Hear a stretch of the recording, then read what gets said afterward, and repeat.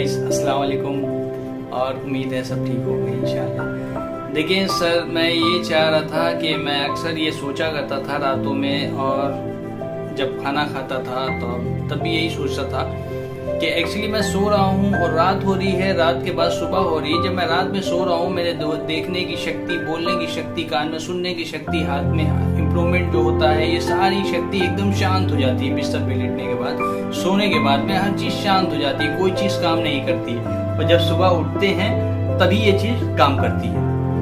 जब हम फ्रेश हो जाते हैं उसके बाद लगता है कि हाँ ठीक है।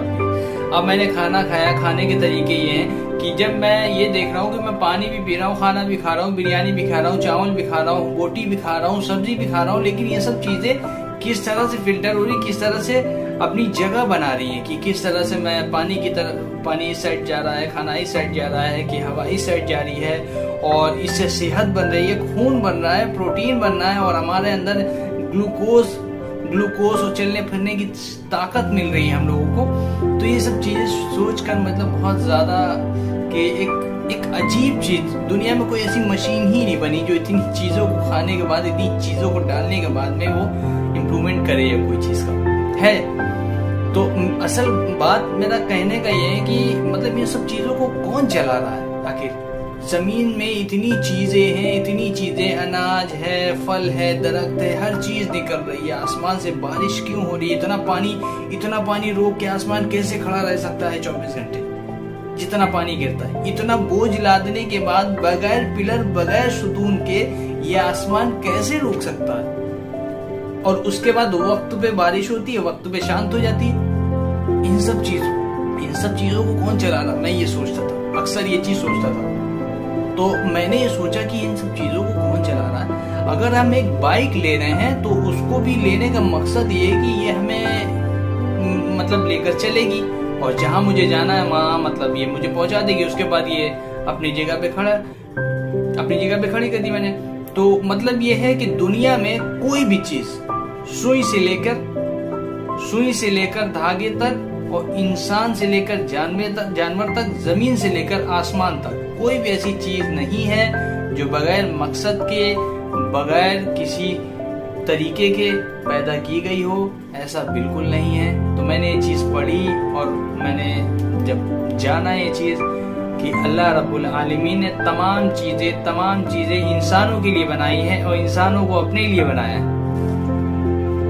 तमाम चीजें इंसानों के लिए बनाई है। अल्लाह ने इंसानों को अपनी इबादत के लिए पैदा किया। तो पता ये चला अल्हम्दुलिल्लाह कि वाकई हम भी किसी मकसद के लिए ही पैदा किए गए, बेकार नहीं पैदा किए। खाने, सोने और मोबाइल चलाने के लिए, घूमने के लिए, बाइक चलाने के लिए नहीं पैदा किए गए। हमारा भी एक मकसद है कि हमें अल्लाह ने, जब हमें पैदा करने वाला था अल्लाह रब्बुल आलमीन, तो अपने अर्श पे, तो आलम अरवा पे, तो सारी रूहों को जमा किया अल्लाह रब्बुल आलमीन ने। जमा करने के बाद उन रूहों से ये इकरार करवाया कि तुम ये बताओ, तुम्हें पालने वाला कौन, तुम्हारी हाजतों को पूरा करने वाला कौन, तुम्हें खुशी और तकलीफ देने वाला कौन। तो तमाम रूहों ने मिलकर ये कहा कि बेशक आप ही हैं हमारे मालिक। तो वहां पे अल्लाह मौजूद था, तो इसलिए हम लोगों ने, मतलब तमाम रूहों ने मिलकर कहा या कालू बला, बेशक आप ही हमारे रब। तो अल्लाह ने इरशाद फरमाया कि मैं एक ऐसी जगह भेजूंगा दुनिया में जहां पर हर चीज नजर आएगी मगर मैं नहीं, मेरी बनाई हुई हर चीज नजर आएगी मगर मैं नजर नहीं आऊंगा। वहां पर जाकर तुम्हें ये इकरार करना कि तुम्हें पालने वाला कौन, तुम्हारा कारोबार, तुम्हारी एजुकेशन, तुम्हारा ऑफिस, या तुम्हारा घर बार, या तुम्हारे माँ बाप, ये मैं, अल्लाह कहना। तो हर वक्त पे एक अल्लाह का बंदा ये सदा लगाएगा, अल्लाहु अकबर, अल्लाहु अकबर, अल्लाह बड़ा है। मस्जिदों में अज़ानें होती तो ये सदा लगाएगा कि अल्लाहु अकबर, अल्लाहु अकबर, अल्लाह बड़ा है। और अल्लाह ने ऐसा भी नहीं कि तुम्हें भेजने के बाद कोई मैसेज ही नहीं दिया कि मतलब मेरी बढ़ाई हो, बंदगी को पहचानो। हर वक्त मैसेज दिया जा रहा है, दिन में 5 टाइम मैसेज दिया जा रहा है कि तुम मेरी बंदगी को पहचानो। तो भाई अब हर वक्त ये कहा जा रहा है अल्लाह बड़ा है, हैया अलस सलाह, हैया अलल फलाह, आओ नमाज की तरफ, आओ कामयाबी की तरफ, हर वक्त ये चीज़ कही जा रही।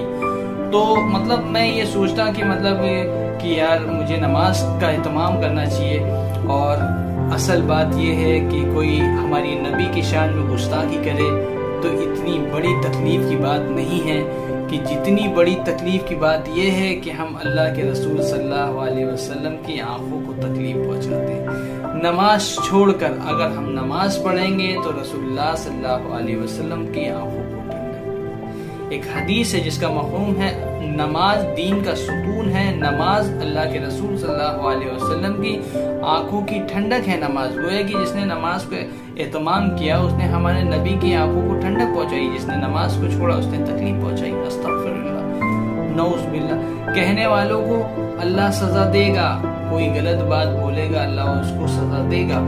جب ایک بہار کے چھوٹے سے ضلع کے اندر کوئی مسلمان نہیں رہتا، چھوٹے سے ضلع میں ایک گاؤں ہے وہاں کوئی مسلمان نہیں تھا، وہاں پہ ایک مسجد ہے، آپ یوٹیوب پہ سرچ کر کے دیکھیے، وہاں پہ ایک مسجد ہے اور اس مسجد میں اذان دینے والا بھی ہندو اور نماز پڑھنے والا بھی ہندو۔ اور ہندوؤں کا سوچنا کیا ہے، ہندوؤں کا ماننا کیا ہے کہ مطلب جب ہمارے گھر میں کوئی اچھا کام ہوتا ہے تو ہم سب سے پہلے پیر وہاں پہ رکھتے ہیں، تب ہم کسی اور کام کے لیے پیر بڑھاتے ہیں۔ یوٹیوب پہ سرچ کیجئے، کتنی اینکر گئی ہیں وہاں پہ اس چیز کو چیک کرنے کے لیے۔ تو لوگوں نے کہا بھی آپ اس کو مطلب کیوں کرتے ہیں، کیا مطلب، تو وہ یہ کہتے ہیں کہ میری آستھا جڑ چکی ہے، اس سے میری آستھا جڑ چکی ہے، ہم نے کتنے بھی کام کیے ہیں، نیک کام یا کوئی اچھے کام یا کوئی بڑے کام، تو سب سے پہلے ہم لوگ یہاں آتے ہیں، اور جب ہم یہاں نہیں آئے تو ہمیں تکلیف پہنچی، تو ہمیں یہ احساس ہوا کہ اب ہم یہاں پہ آئے بغیر کوئی کام نہیں کرتے۔ تو جب اللہ حفاظت کرنے پر آتا ہے تو اپنے گھر کی حفاظت اس طریقے سے کرتا ہے۔ جو دین کو نہ ماننے والے ان لوگوں سے اللہ نے اپنے گھر کی حفاظت کروائی کہ اپنے حبیب مصطفیٰ کی شان میں گستاخی کرنے والے کو اللہ معاف کر دے گا۔ نعوذ باللہ، یہ یقین ہے ہمارے اندر؟ استغفر اللہ نہیں، اللہ اپنی ہر چیز کا بدلہ لینا جانتا ہے۔ اللہ دنیا کے نظام کو چلانے والا، کالے پہاڑ پہ کالی اندھیری رات میں ایک کالی چیٹی کو بھی اگر کوئی تکلیف ہوتی ہے تو اللہ رب العالمین اس کے درد کو، اس کی آہٹ کو محسوس کرتا ہے۔ سوچو کتنا اعلیٰ اور کتنا بڑا ہمارا رب ہے، کتنا اچھا رب ہے۔ سوچیں تو اپنے یقین کو اللہ سے جوڑیں اور اپنی چاہتوں کی خواہش اور اپنے ہر چیز کی جو بھی ضرورتیں ہیں وہ اللہ سے دعا کریں اور اللہ سے مانگیں، اللہ کو اپنا جج بنائیں، اللہ سے اپنی باتوں کو سنائیں، اللہ سے اپنے سارے کیس